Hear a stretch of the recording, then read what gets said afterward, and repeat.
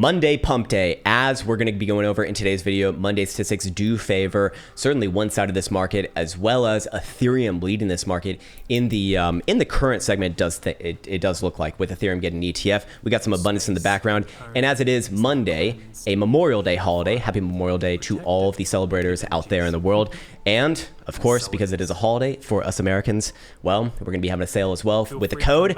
As you can guess in the background, should already be able to guess this one. It's abundance. Abundance in all capitals. You get 20% off of any one of the programs and products that we do have in the store. And without further ado, we need to jump right into the actual statistics of the day, which I need to shut this damn guy off over here. And sorry, shouldn't be doing that in the morning. I mean, we need some more abundances with this. But starting off with some statistics, I do want to first and foremost highlight Monday as specifically the most likely to close positively day for Bitcoin. If we do measure specifically from the beginning of this year, 2024, till current date. And if you recall from, I believe it was last week's video and maybe the week before that as well, for the past 2 months, Mondays have actually been a reversal day, meaning that Bitcoin kind of printed the high for the week. So do we see Bitcoin do something relatively similar here as well? Maybe yes, maybe no. What I would say, however, is that last Monday, most importantly, did break that trend that began again when Bitcoin put in the all-time highs, or the current all-time highs, I should say, in mid-March, which was Monday marks the high, and then throughout the rest of the week, Bitcoin trades under that high on a closing basis. Bless you, sir. And so if we are going to see that relationship still kind of distorted, I suppose, we would expect that, well, Monday's a little bit less important, actually. It's probably not a reversal day. So we'll see. Anyways, what I am interested in right here is, of course, the percentage gain and the percentage loss on average for Mondays, again, since the start of 2024. And on the gaining side, we do see an average gain on those positive closing days, which have been over 71%, of almost 4%. And on the losing days, I would say it is significant in most markets, but for Bitcoin, this kind of just par for the course, about 2.32. So if we do take today's open, which we of course already have, if we were to see this one play out to the upside, a nearly 4% gain, again on average, that would put Bitcoin basically around the highs of this rally that we saw beginning last week, basically, as that would be, somewhere around $71,000. To the downside, however, if we were to shave off about 2.5 to 2.25, then we'd be looking somewhere closer to $67,000. If I am just saying my personal biases, looking at this chart right at the outset from Monday, I do think that Bitcoin's going to explore the downside of that range, more likely than the upside for today. Does Bitcoin end up closing to the downside? I don't know, but I do think that we'd see a wick somewhere down around there, actually just based off of that. Anyways, going onwards and forwards from there, I do want to get into the new weekly closures and opens for Bitcoin, the very specific numbers that need to be essentially maintained to continue to favor the Boo laws long term, not necessarily in the short term, but long term. And if we go over here for the weekly HPDR on CME, we can see that Bitcoin actually opens right at the median, right at the fucking median on the weekly here, which is 68,653 and 19 cents actually. So as long as Bitcoin is above there, I do still generally look for Bitcoin to make a move towards the very deep 70s or very low 80s in June, actually. If Bitcoin does start to close below there at the end of this week, then I would be expecting, a correction first, probably back down to 63 or 64,000 bucks. Based off of the other things that we've been looking at for the past week with statistical setups and whatnot, I am biased towards an upside resolution here. Probably sooner rather than later, but hey, that would be my new line in the sand that, if not met, would indicate, hey, we got at least a correction first before anything else, and you're probably looking at least back down to 64, maybe a little bit lower towards 61, somewhere in that pocket there, in a $3,000 range pocket. Moving on from there, I do want to get into the daily time frame for this particular chart as well, and we can see more or less the same, actually. Well, not necessarily more or less same, but not anything like super pertinent as of right now. To the upside, to the upside, major area of interest right around 71,000 bucks. To the downside, I'd still say the median, which is essentially was that the lows of last week? No, it was not, but that is the low of like the last couple days. So ultimately, probably a range bound day. Again, on a holiday, we probably don't expect too much. And if I had to guess, I do think that Bitcoin is actually a little bit more likely to test the downside today, and likely bounce from there as well. And we get the real market opening up for tomorrow, Tuesday.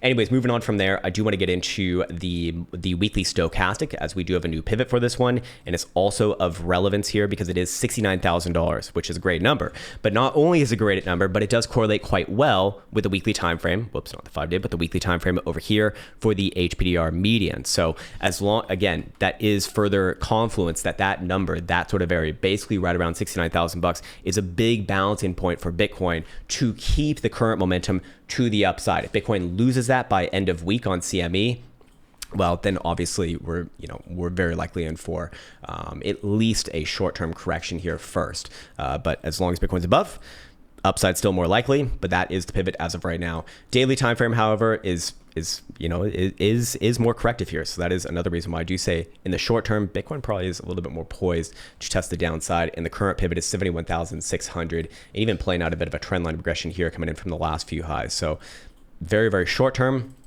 I do expect Bitcoin to actually test somewhere down around, what was this, Friday's low? Friday or Thursday of last week's low, somewhere around there. And then if it is going to bounce, we'd be expecting to bounce somewhere right around there as well. Anyways, as the title does imply, we are going to be looking at Ethereum because Ethereum does seem to be, in the driver's seat of this market as of right now. If we go over here to the Ethereum Bitcoin pairing, we spoke about this over the past, we've been speaking about this on a monthly basis.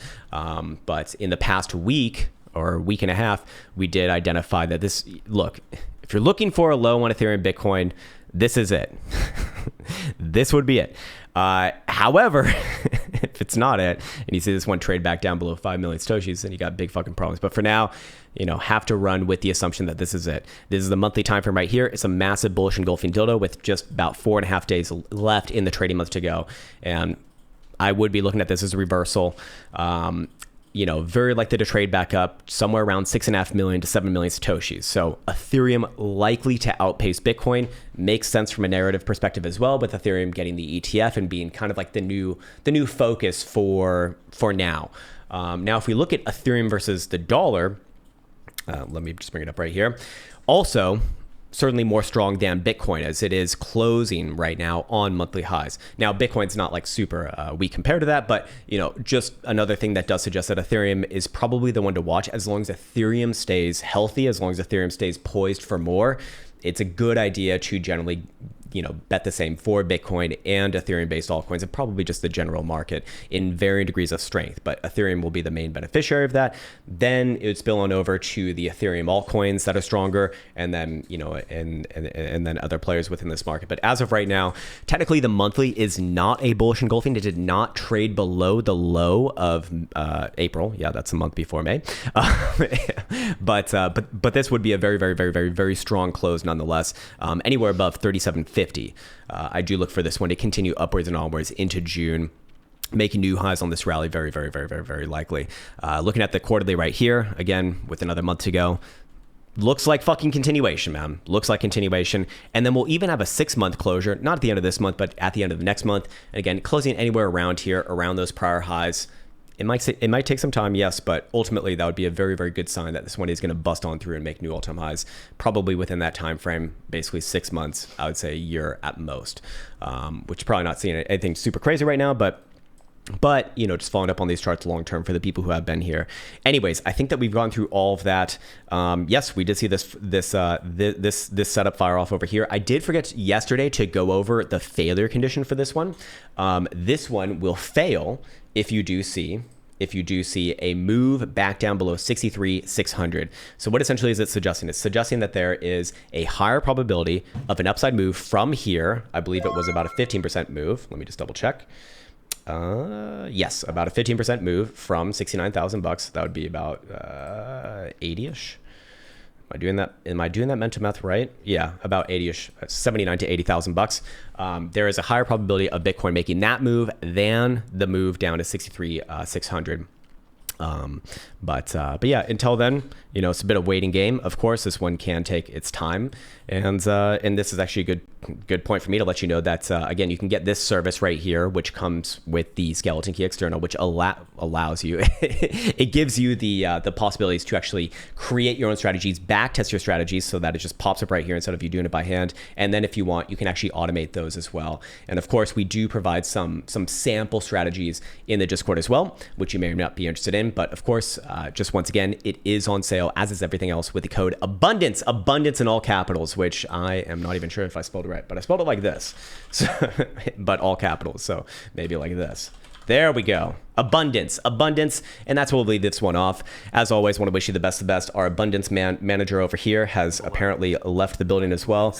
And with that said, I'll see you in the next one. Take care.